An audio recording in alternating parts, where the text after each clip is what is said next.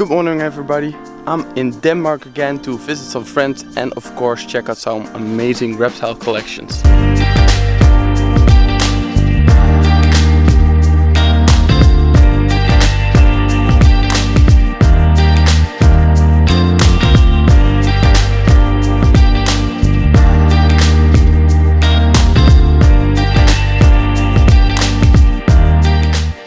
We started the trip with a visit to Esben and Louise.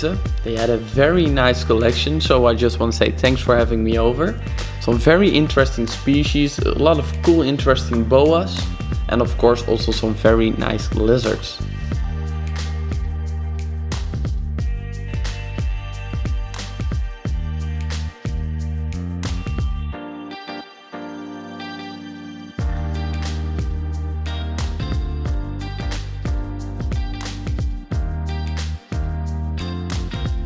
One of the highlights for me were absolutely the Fiji iguana and the blue tree monitor. Now the Fiji iguanas we are gonna get into more in one of the next videos, but I just want to take a quick look at these stunning blue tree monitors, originally found in the Batanta Island in Indonesia. Very interesting, very active, clearly has that prehensile tail to help them with their arboreal lifestyle. As you can see, they come running for their food. Very cool animals to see, so I was very happy to see these in this nice setup. But we are back now, and that means we are gonna check out these lizards. Now you might recognize this backdrop from a previous video. There were some Abronia in here. I will link the video somewhere. There's still some more over here, but there are also a bunch of different species of lizards now. So what do you say we check those out? Now what you see here are screen cages used for different species of rare lizards that can tolerate the climate we are in. As you can see, they are raised from the ground. That's to prevent any rodents having easy access to them, and also to make sure that the water that comes through the substrate easily drains off. There's this big tube, and that normally lays in front of the setups so the doors can be opened by something like a cat. As you can see, the setups are pretty much decorated all in the same manner. Live plants, a lot of tillandsia, cork tubes of different sizes to give the animals some heights for them to get away from, and as you can see, a thick layer of sphagnum moss with some bark at the bottom. And that sphagnum moss gets replaced about once a month. These setups stand in here pretty much all during spring, summer, and also in the beginning of autumn, depending on temperatures. So you can imagine that the animals in here can tolerate a bit cooler temperatures. Now we have been here before, and the animals you saw then were Abronia. There are still some Abronia in here. Let's see if we can find them. Abronia are very interesting lizards from South America. The species you see here are originally found in some parts of Guatemala, between 1800 and 2000 meters above sea level, and that's what makes them fit in this type of climate they are in now. That's why they are kept outside. Outside they are kept in fully screen cages because the humidity is high enough. But when they are kept inside in the winter, then the size of these screen cages are closed down so it can upkeep the humidity indoors a bit better. So adjust your situation depending on what's needed and the climate the setup is in, and of course what your animal needs. Now these are highly endangered species. Cambelli is actually a CITES 1 animal, but all the animals you see here have successfully produced in captivity, including these. These are breeding pairs. It was very fun to see them again. I think they are very interesting. Unfortunately, they seemed a bit shy.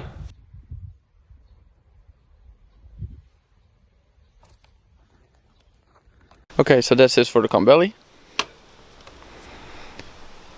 This is a breeding pair, so that's very cool. Now in here are some lizards that are very popular. Let's see if we can find them. Okay, so I've never thought I would hold an animal like this, but this is Nautilus elegans. They can be distinguished from the Grayi with the color of their eyes, and the inside color of their mouth. Their tongue is actually blue, and it's incredibly active little gecko. It's incredible. Even now it's not too warm.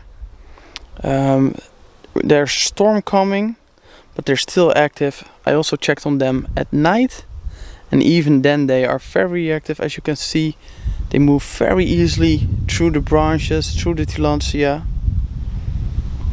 There it goes. That's one special gecko. Originally from New Zealand. There are way more species as I thought, actually. Very cool. There's the owner. Hello, owner. Hello. I was showing them your geckos. Nice. So let's see if we can find the other one. How long have you been keeping these now? I think a year. A year already. 1.5 years. Yeah. And they have become one of your favorites, I believe. Yeah. You always seem so enthusiastic. How come these seem to be one of your favorites now? They're just active and always out, fun to feed, and a joy to keep outside. And beautiful. Yeah, and beautiful. So nice. And when you keep these in, how do you provide UV? Do you use the T5 or the HID? Some say T5 I use, but some say they don't need UV in the winter because in the wild they don't get much UV. Do they hibernate? Yeah, so they need 10 degrees, about 10 degrees in winter, and then what I was told, and then almost no UV, but a little bit light. Yeah, only for a few hours. Yeah. Yeah, and in summer, of course, they are outside. Yeah. So that's the best UV you can get. Yeah. There's no lamp that's gonna match that. How you can see the difference in sexes. Yeah, there's a small spore over there you probably talked about. Yeah, you can see it on both sides actually. But it's not so easy to see when they just hatch, but just born. But when they're a little bit older, you can see it by the males quite fast. They're so pretty. These really, just like the Tribusurus gumprechti, on a picture they seem green, and in real life there's just a different type of green. Yeah. This is very, very nice color of green. And there are, I need to adjust the temperature. This is Naultinus grayi. This is another species of gecko I never thought I would handle. Incredible how they look, they really surprised me. This is Naultinus grayi, as I mentioned before, another species. There are actually way more species of Nautilus than I thought there were, very interesting.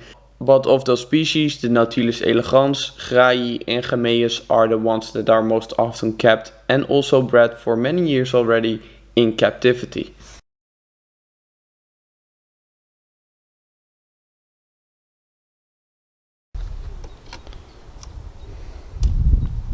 Okay, and then the last, let's see where they are. There's one in the back there. Oh, they're both over there.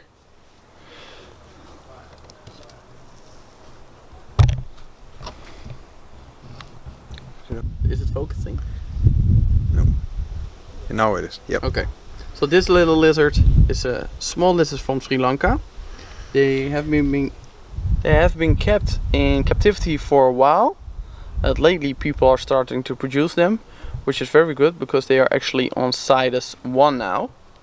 I do have to say that placing them on CITES 1 had a major impact on their price, but also on the people breeding them. Some people stopped breeding them because it was too much trouble getting the paperwork, etc. done. But these are really cool, and this is an adult male. This is a montane species. They prefer temperatures more in the mid-range, not too high. They don't like extremes, but Jesper is actually keeping these outside currently, while temperatures were sometimes about 30 degrees Celsius. But then they weren't in the direct sun. They get a lot of shade, and a thick layer of moss makes sure that they can cool down in cooler areas. During the heat, did you notice them hiding more or eating more or less? Eating less and hiding more. Okay, eating less, hiding more. Yeah. It's obvious, if you hide more you see less prey, of course. Yeah. But that's very interesting. Now, I think this is a species I could keep one day. They just look so odd with those big irregular scales, those soft spines. They're like a A weird Asian anolis. Yeah. Very cool. Still a new species for me, so... What are they feeding until now? Is there something they like the most? Waxworms and crickets is the main feeding source I give them. I would not be surprised if these would also eat a lot like flies, etc. Yeah. They're very good eaters. Do you also feed the wax moths? Yeah. They eat that too? Yeah. They eat most things. They are very ferocious eaters. Okay, make sure that if... Oh, there he goes. I will focus on She's her. in shed. Yeah, this is the female shedding on her head, but that's okay. That's a good sign. And as you can see, she's a bit plump. Maybe she feeds well, but it's also possible she's gravid. Not pregnant, gravid. And these are actually live-bearing species.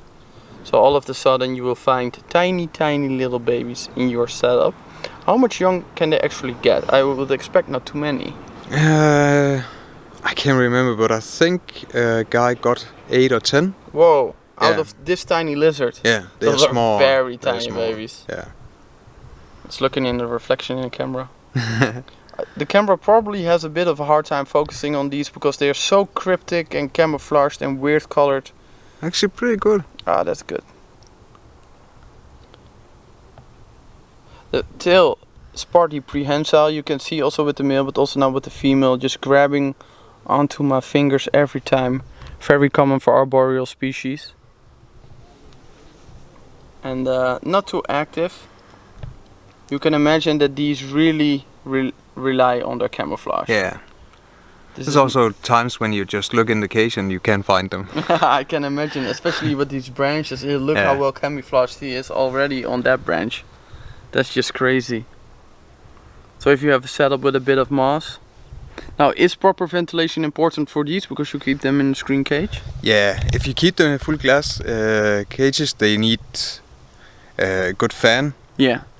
But I hope it's okay with screen cage. In the window and the inside, I will cover the sides so they have a little bit more humid, and then just leave the top open and the front. Yeah, that's probably so you can keep the humidity higher without needing to keep them wet constantly. Yeah. Very cool. These are so awesome. I understand why they put them on CITES, because all of a sudden a lot of species from Sri Lanka started popping up in the hobby. And there were no CITES protecting them, so yeah, you could just take them pretty much once they were in Europe. You could do whatever you wanted with them, but placing them directly on CITES 1 has caused these to become more rare, and also people stop breeding them. So that's a shame, because they are very interesting. For somebody that doesn't have too much space, has plenty of experience, because this is not a beginner species, definitely not. This is so interesting. This is so cool.